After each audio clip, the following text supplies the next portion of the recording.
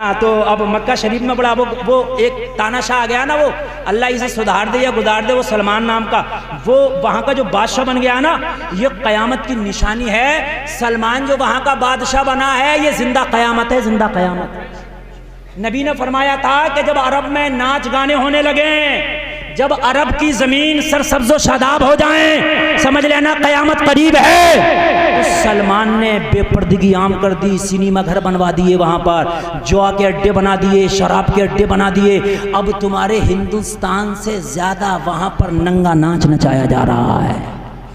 तुम्हारे हिंदुस्तान में तो फिर भी कुछ कल्चर है, मगर आओ। और अच्छा, आदमी सऊदीया चला जाए तो वो मुफ्ती को कुछ नहीं समझता। अल्लामा अफरोज साहब कहता, अरे मियाँ मैंने तो सऊदी में ऐसा देखा। अरे सऊदी में तो अबू जहल भी था, अबू लहब भी तो वहीं था, उतबा और शैबा भी तो वहीं था। अगर 40 दिन सऊदिया में रह के चला है तो यहाँ के मुफ्ती को मुफ्ती नहीं मानता। वो कहता भाई वहां तो ऐसा देखा। और सुन, जहां पर कुरान की शम्मा रोशन हुई वो भी मक्का शरीफ है, और जहां से नबी को पत्थर मारे गए थे वो भी मक्का शरीफ। पत्थर मारने वाले भी तो वही है। मैं अर्ज कर रहा था, देर तो नहीं, भूख तो नहीं लग रही है? हाँ, जरा तवज्जो करें। मैं अर्ज कर रहा था, मस्जिद नबवी में नमाज हो रही है, पढ़ने वाले नमाजी कितने अच्छे होंगे, जरा कह दो ना सुभान अल्लाह। एक नमाजी नमाज पढ़ता रोजाना, नमाज पढ़कर दुआ नहीं करता, सलाम फेरता चला जाता, सलाम फेरता चला जाता, सलाम फेरता चला जाता।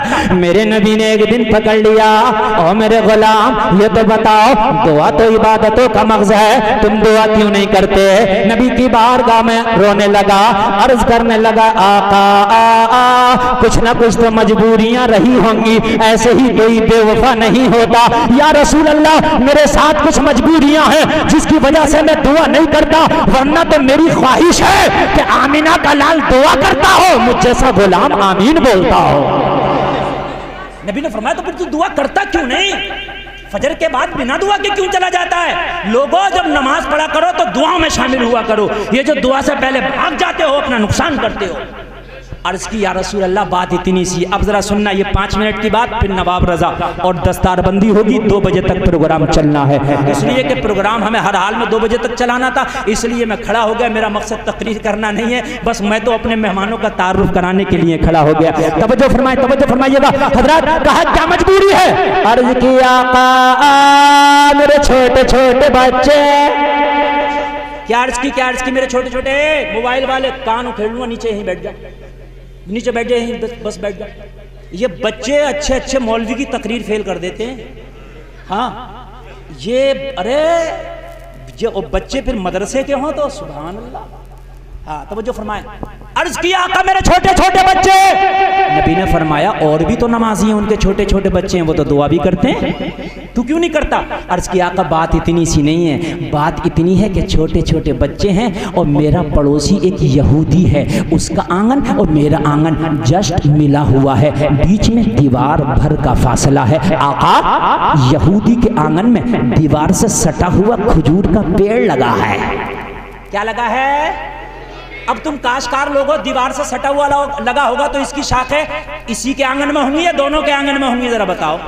हाँ, काशकार लोग हैं, चूंकि फैलती है ना, दोनों के आंगन में है। या रसूल अल्लाह, यहूदी है पड़ोसी, यहूदी दुश्मन होता, यहूदी है। आका, पेड़ सटा हुआ है, लगा हुआ है, मगर आंगन में मेरे भी शाखे हैं। रात जब होती है, मदीना के लोग सो जाते हैं तो पका पका खजूर टपक टपक के मेरे आंगन में गिर जाता है। या रसूल अल्लाह, मेरे छोटे छोटे बच्चे हैं, मैं दुआ इसलिए नहीं करता, जल्दी से इसलिए चला जाता हूँ कि कहीं मैं यहाँ दुआ करता रह जाऊं और मेरे बच्चे उठ जाएं और पका हुआ खजूर उठा के खा लें, तो आका बच्चा हराम खा रहा है तो बाप की दुआ कैसे कबूल होगी? है ना?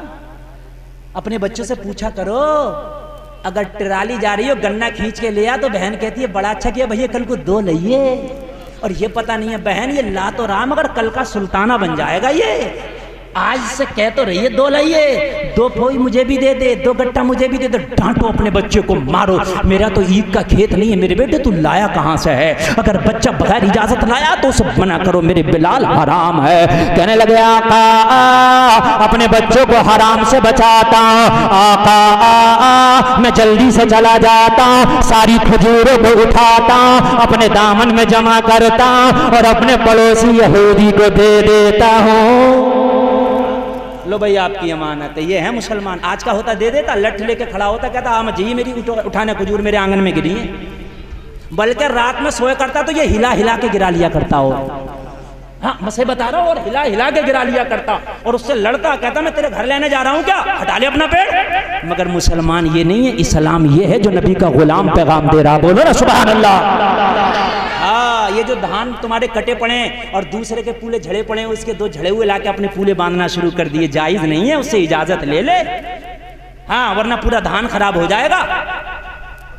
अल्लाह अल्लाह, मेरे नबी ने पीठ पे हाथ रख के थपथपाया और फरमाया मेरे सिहाबी, अगर तेरे बच्चे हराम खाते तो तेरी दुआ काबे में भी कबूल ना होती। तूने बच्चों को हराम से बचा लिया है, जहां दुआ करेगा वहां कबूल हो जाएगी। जहां करेगा वहां कबूल हो जाएगी। और भाई हज करो, अल्लाह आपको पैसा दिया मगर ज़कात पहले निकालो। अगर आप ज़कात नहीं निकालते और हज कर रहे हैं तो वह हराम का माल है, हराम के माल से हज कर रहे हो, कबूल नहीं है। ज़कात पहले, हद बाद में, 11वीं बाद में, ज़कात पहले। समझ रहे हैं आप?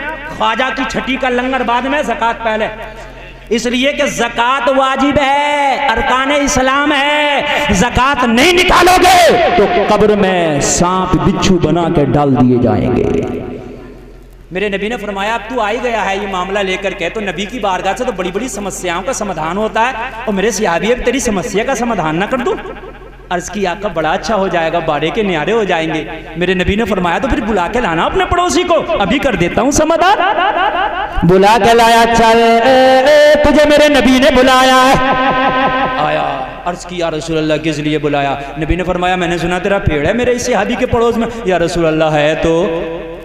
अब लोग कहते हैं इस्लाम दहशतगर्दी का मजहब है, जरा कान खोल के सुन ले। मेरे नबी पावर में थे, मेरे नबी पावर में थे। चाहते तो कहते तेरे दरख्त की इसकी आंगन में शाखें फैली हैं, या तो काट ले वरना तेरे दरख्त को कटवा दूंगा। मगर नबी ने फरमाया एक बात बता, क्या तू अपना दरख्त बेचेगा? मैं खरीदना चाहता हूँ।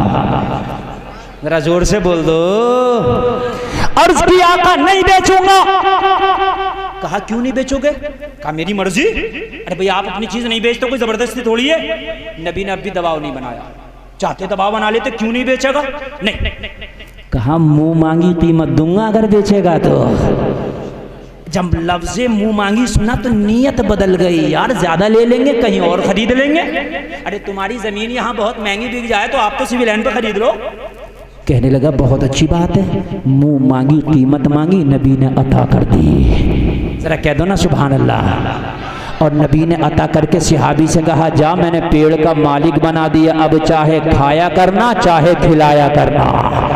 अब मैंने मालिक बना दिया है। अब बच्चों से जाकर के बोला जितनी चाहो खाया करना, जितनी चाहो खिलाया करना। अब मैंने पेड़ का मालिक बना दिया है, मेरे नबी ने खरीद करके मुझे मालिक बना दिया है। और जलसे में आने वालों जरा गौर करना, जिस दिन से मेरे नबी ने इस पेड़ को खरीदा था उसके फलों में 4 चांद लग गए। पूरे मदीना के बाग में किसी का ऐसा पेड़ नहीं था कि जिस पे इतना खजूर आता हो जितना खजूर इसके पेड़ पे आता था जिसे नबी ने खरीदा था। और क्यों ना है, किसी कहने वाले ने क्या खूब कहा है, जब तक बिके न थे तो कोई पूछता ना था, तुमने हमें खरीद के अनमोल कर दिया। नबी ने खरीदा तो पेड़ के फलों में 4 चांद लगा। अब तो इतना फल आ रहा पूरे मदीना के बाग में ऐसा फल नहीं। मौसम में जब भी फल है, मौसम नहीं है जब भी फल है। नबी ने जो खरीद लिया, नबी ने जो खरीद लिया। अल्लाह अल्लाह, मदीना के लोगों ने इसे बरगलाया। अरे तू तो लुट गया, कहाँ चक्कर में पड़ गया? तूने फ्री में पेड़ बेच दिया, इतना अच्छा पेड़, पूरे मदीना में ऐसा कोई फल नहीं देता। यहूदी था, कहने लगा बात बदलने में कितनी देर जा रही है? अरे है तो मेरे ही आंगन में, बात बदल दूंगा, कह दूंगा भाई मेरे आंगन में जितना पैसा दिया था खा लिया, बल काम खत्म, छुट्टी करो। बस बात बदल दी। और जब बात बदली सिहाबी परेशान, कहने लगा भाई सुन, मेरे आंगन में है, जितना दिया था खा लिया तूने, अब हाथ मत लगाइए खजूरों को, मेरा ही तो है तो मेरे ही आंगन में। 4 आदमी इकट्ठे कर ले तो 4 आदमी भी उसी किसी कह रहे हैं हाँ भाई है तो इसी के आंगन में, है ना। हाय हाय हाय, दौड़ा दौड़ा इमामुल अंबिया की बारगाह में पहुंचा और करने लगा आका मेरी तो बेईमानी हो रही है, वो ज़मान बदल गया, पेड़ देने मना करता है। नबी ने फरमाया उसके ज़बान बदलने से क्या होता है, मोहम्मद ज़बान न बदले। अरे उसके बदलने से क्या होता है, मोहम्मद ना बदले। मैंने कहा तेरा है तो तेरा है, अर्ज की आका है तो उसके आंगन में कहा वो झगड़ा भी आज खत्म ही कर दूंगा। जरा कह दो ना सुभान अल्लाह। मैंने कहा ना तेरा है तो तेरा है, तू टेंशन क्यों लेता है, हॉपलेस क्यों होता है? तेरा है, अर्ज की आका वो तो मैं जानता हूँ मेरा है, लेकिन आंगन उसका है, आंगन का ताना मारता है। नबी ने फरमाया ये झगड़ा भी आज खत्म कर दूंगा। जा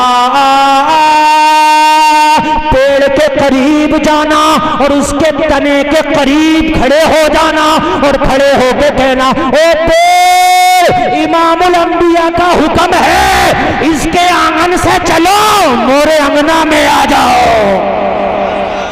हाय हाय, इसकी आंगन से चलो और मोरे अंगना में। बोलते क्यों नहीं?